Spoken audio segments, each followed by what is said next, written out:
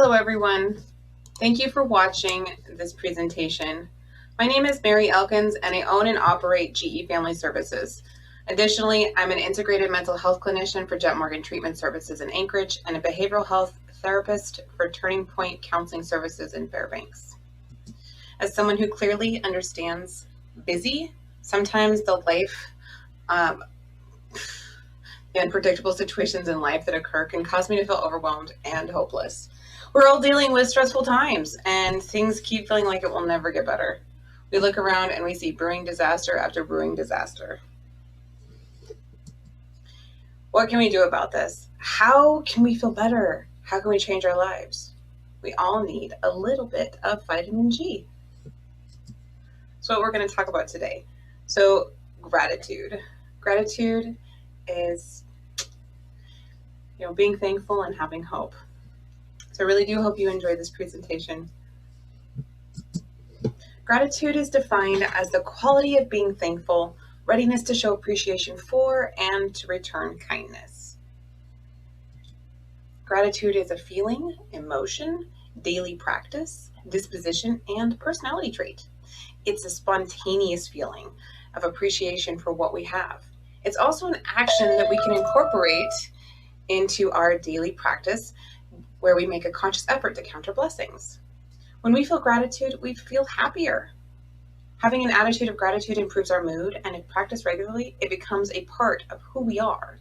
Gratitude is looking at what you have, no matter how small, and recognizing its positive value. Then recognizing that something other than yourself has brought that good thing into your life.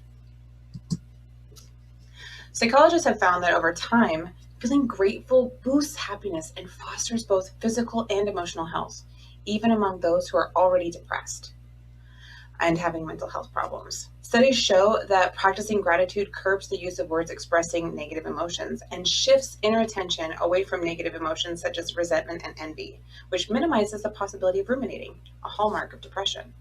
Gratitude is a powerful human emotion. By conveying and receiving simple thank you messages, we can truly derive the pleasure that we seek everywhere else. Gratitude comes from the Latin word gratia, which means gratefulness or thankfulness. As noted earlier, in its simplest form, gratitude refers to the state of thankfulness or a state of being grateful. Emily Fletcher, the founder of Ziva, a well-known meditation training site, mentioned in one of her publications that gratitude is a natural antidepressant. The effects of gratitude, when practiced daily, can be almost the same as medications. It produces a feeling of long-lasting happiness and contentment, the physiological basis of which lies at the neurotransmitter level. When we express gratitude and receive the same, our brain releases dopamine and serotonin. These two crucial neurotransmitters are responsible for our emotions. They make us feel good. They enhance our mood immediately, making us feel happy from the inside. As noted, gratitude can be a natural antidepressant. When we take time to ask ourselves what we are grateful for, certain neural circuits are activated. That activation stimulates the production of dopamine and serotonin. These neurotransmitters then travel neural pathways to the bliss center of the brain, similar to the mechanisms of many antidepressants. Practicing gratitude, therefore, can be a way to naturally create the same effects of medications and create feelings of contentment.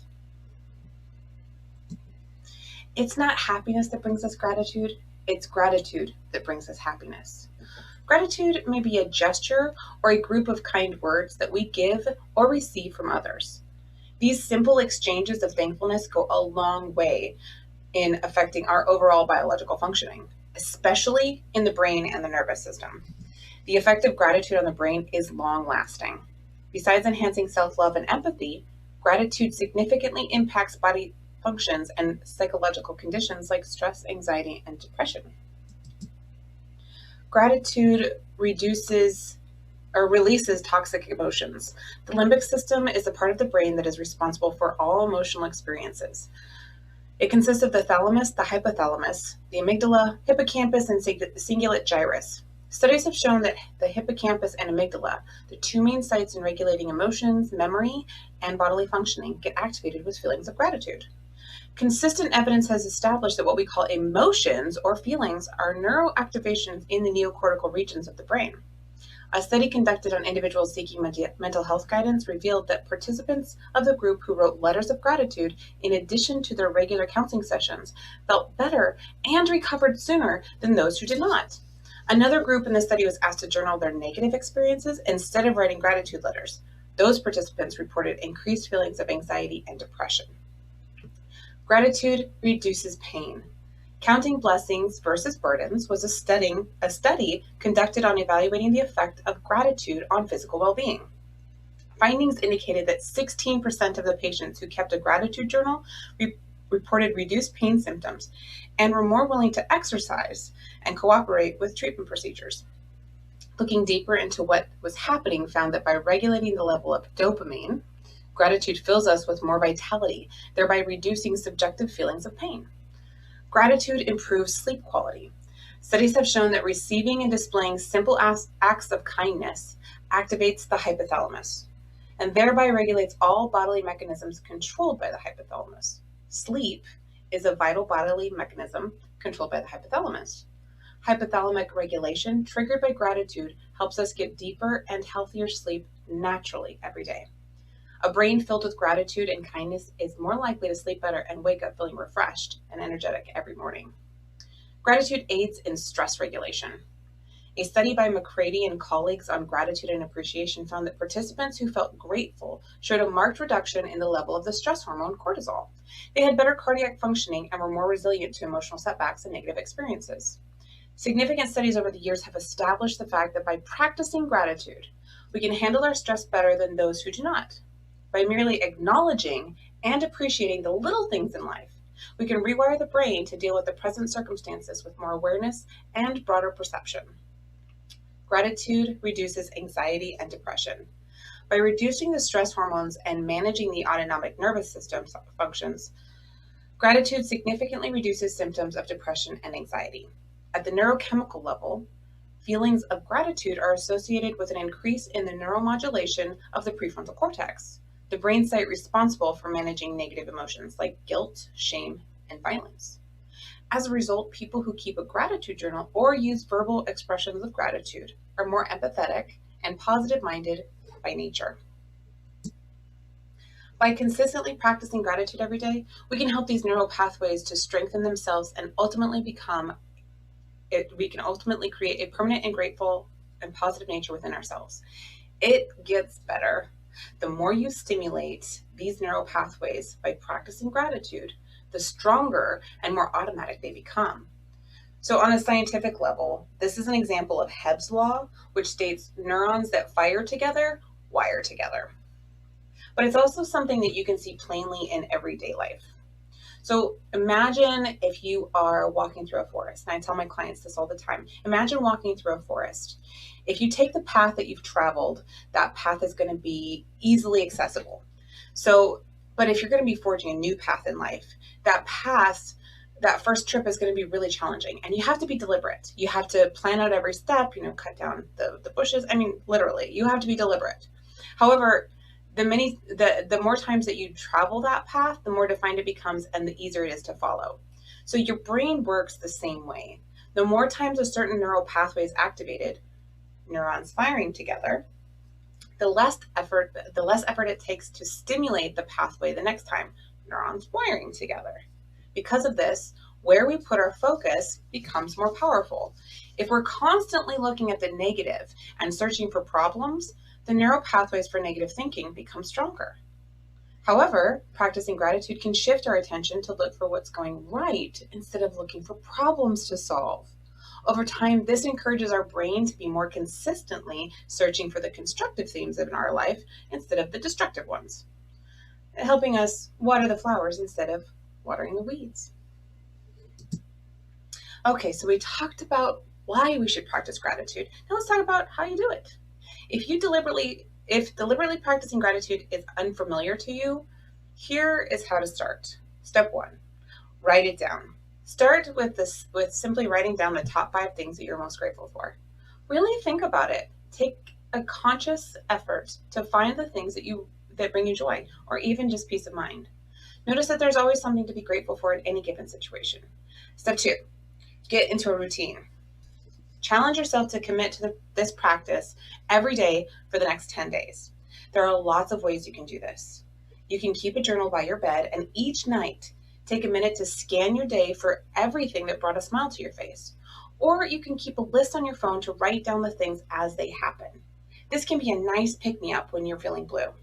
Another option is to get an accountability partner to do a 5-minute check-in each week and read your list to each other. One way I personally love is video journaling. Using your phone, take a quick video of yourself talking about what you're grateful for. Then you can just keep it in your camera roll and read it when you need to, or watch it when you need to, or you can upload it to a private YouTube channel. And if you upload all of them to the private YouTube channel, you can create yourself a playlist, and that playlist will give you the opportunity to listen to all of the things you're grateful for whenever you need that pick-me-up. Or you can upload it to the inbox for the Hope and Light. I encourage you to do that too as well if you'd like to share what you're grateful for. So step 3, meditate. There's a reason why meditators are stereotyped as bliss bunnies. Meditation is a tool to help us take out the mental trash. When we meditate, we make room in our headspace by getting rid of old stress, and to rewire our brain so that finding the bliss becomes more instinctual.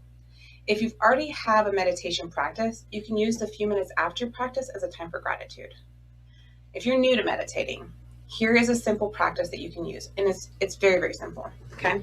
So the first, you want to find a comfortable seated position, and you can try this right now. You can close your eyes, you can keep your eyes open, however it's easiest for you to imagine. So after you kind of are comfortable, imagine a pool of water.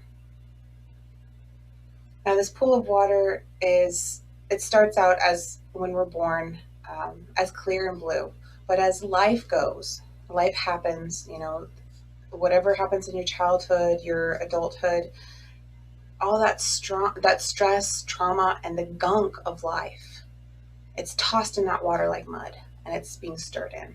So imagine that pool of water where all that stress, trauma, and gunk of life has been tossed in like mud, and it's being stirred in. Imagine that murky, swirling water. It's sturdy. Now stop stirring the water and watch as everything settles to the bottom and becomes a clean, clear blue. As you do that, take a breath in and out, and keep watching that water as it settles. You can imagine it becoming so clean that you can drink from the water, or you can just keep watching it as it continues to settle and calm.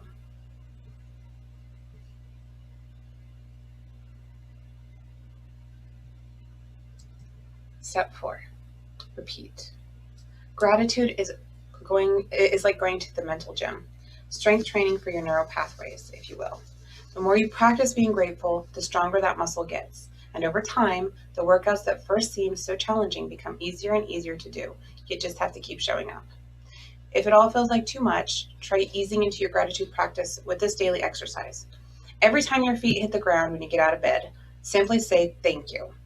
Nature likes to be paid attention to as much as the rest of us, and it helps us bloom and helps our lives bloom in response to the way we acknowledge it. As the saying goes, your mind is the garden and your thoughts are the seeds. You can grow flowers or you can grow weeds. What type of seeds are you planting? Try incorporating gratitude into your life and see how it unfolds. All right, so we've talked about the many benefits of gratitude on the brain, but there are also benefits to your life and your relationships. Practicing gratitude helps you to better reach your goals, maintain motivation during challenging times, improve your relationships with others, and bring more love into your life.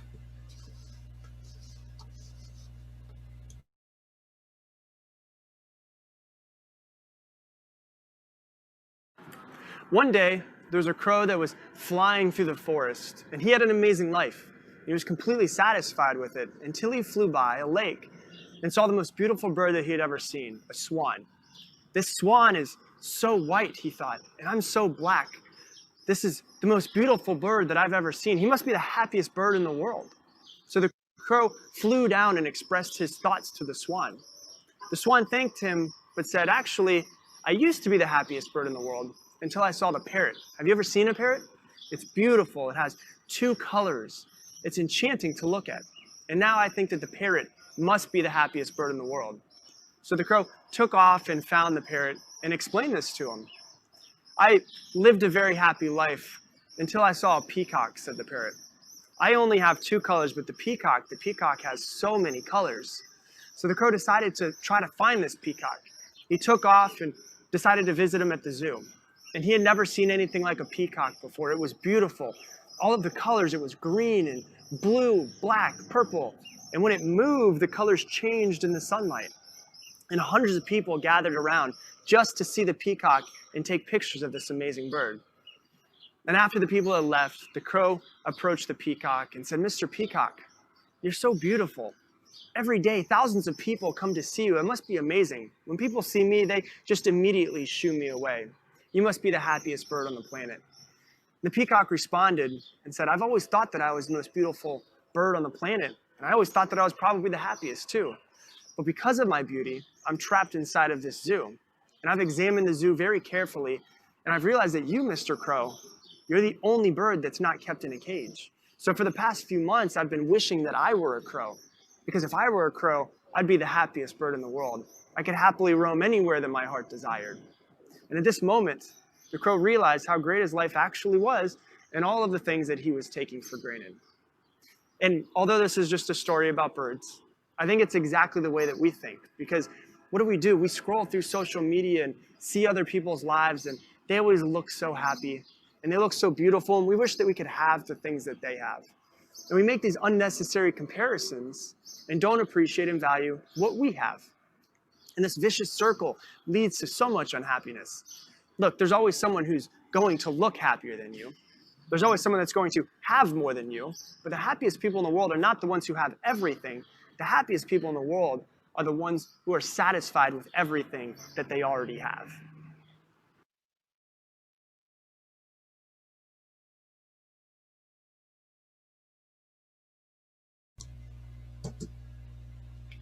There are many benefits to gratitude journaling. A few benefits that people have noticed when practicing gratitude journaling in particular are gratitude journaling, like many gratitude practices, can lower your stress levels. It can help you feel calmer, especially at night. Journaling can give you a new perspective on what is important to you and what you truly appreciate in your life. By noting what you're grateful for, you can gain clarity on what you have and what you want to have more of in your life and what you can do without. Gratitude journaling can help you find out and focus on what really matters to you. Keeping a gratitude journal helps you to learn more about yourself and to become more self-aware. Your gratitude journal is for your eyes only, so you can write anything you feel without worrying about judgment from others. On days when you're feeling blue, you can read through your gratitude journal to readjust your attitude and remember all the good things in your life. I love telling my clients, gratitude journaling is like disaster planning for bad days. It's the toilet paper and the hand sanitizer that you stocked before it was cool to panic buy. So the main difference between a gratitude journal and other similar items like planners, diaries, and notebooks is the focus of attention. Gratitude journaling focuses on what you're grateful for. Filling out a planner focuses on what you need to do, and a diary focuses on what happened in your day. Notebooks are good for taking notes about present or future events to help you remember important points. Each item has a place and a purpose, but for the most part, they're not interchangeable. Organizing your week ahead with a planner may incidentally give you some things to look forward to and be grateful for, but chances are there are some events or responsibilities that you're not so grateful for in your planner. Likewise, you'll probably write down both positive and negative events from your day in your diary, meaning that the focus is not solely on what is good or helpful in your life. Finally, a notebook generally includes value-neutral notes and reminders rather than a list of the good things in your life. The gratitude journal is unique in this respect. It is the only item in the range of similar notebooks, planners, and journals that is solely dedicated to noticing and appreciating the positive things in your life. To get the maximum out of your gratitude journaling practice, try to keep it this way. It's not inherently bad to write about the negative things that happened or the challenges you faced during your day, but unless you're grateful for it, don't write it down in your gratitude journal. Keeping your gratitude journal a place for only grateful thoughts will help you realize the benefits of a regular gratitude practice. Your gratitude journal or log is a personal endeavor that must be unique to you and your life. No one can tell you what makes the cut for you in your particular circumstances, but here are some things and some suggestions that may help you if you're struggling in the beginning. Here are a list of 20 gratitude prompts that can get you writing about the things that you have to be grateful for. If you're stuck at the start, at least a few of these prompts should be able to kickstart your gratitude creativity. List 5 small ways that you can share your gratitude today. Write about a person in your life that you're especially grateful for and why. What skills or abilities are you thankful to have? What is there about a challenge you're experiencing right now that you can be thankful for? How is where you are in life today different than a year ago, and what positive changes are you thankful for? What activities and hobbies would you miss if you were unable to do them? List 5 body parts that you're grateful for and why. What about the city that you live in are you grateful for? What are you taking for granted about your day-to-day that you can be thankful for? List 5 people in your life who are hard to get along with, and write down at least one quality of each that you're grateful for. What materialistic items are you most grateful for? Write about the music that you're thankful to be able to listen to and why. Who has done something this week to help you or make your life easier, and how can you thank them? What foods or meals are you most thankful for? What elements of nature are you grateful for and why? What part of your morning routine are you the most thankful for? Write a letter to someone who has positively impacted your life, however big or small. What is something you're grateful to have learned this week? When was the last time you laughed uncontrollably? Relive the memory. What aspects of your work environment are you thankful for?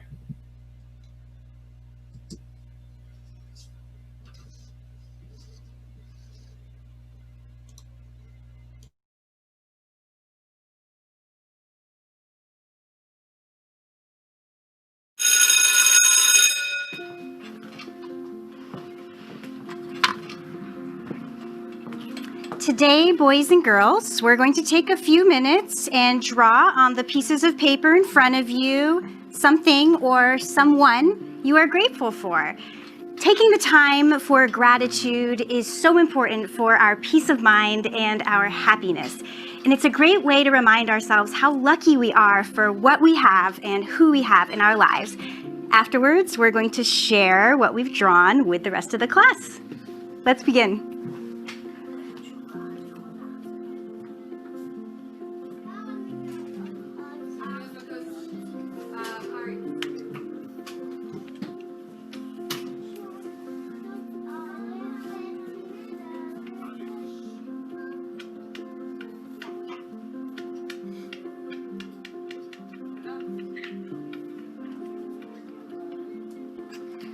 Wonderful, class. Now, who would like to come up first and share what you're grateful for? Me. Yes, Sarah, come on up. I'm thankful for trees because they give me oxygen. That's wonderful, Sarah. Thank you so much. Who would like to go next? I'll go. Jason, come on up. I drew my parents because without them I wouldn't even be here. And also they help me with my homework, and I love them. Chocolate. I'm grateful for chocolate. Okay, Rebecca. Thank you. Simon, why don't you come up and share with the class what you're grateful for? Come on up, Simon. I'll be right up here with you.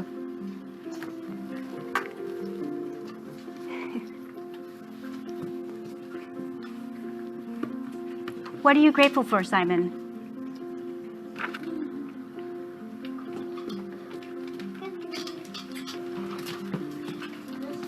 How would you like to play a game with your classmates to see who can guess whose hand you drew? Would you like that? All right, class. Can anyone guess whose hand Simon drew? I think it's the hand of a policeman because they protect us and keep us safe. I think it's Simon's hand because he's grateful to have a hand. Is it the hand of God? It's your hand, Miss Sanders.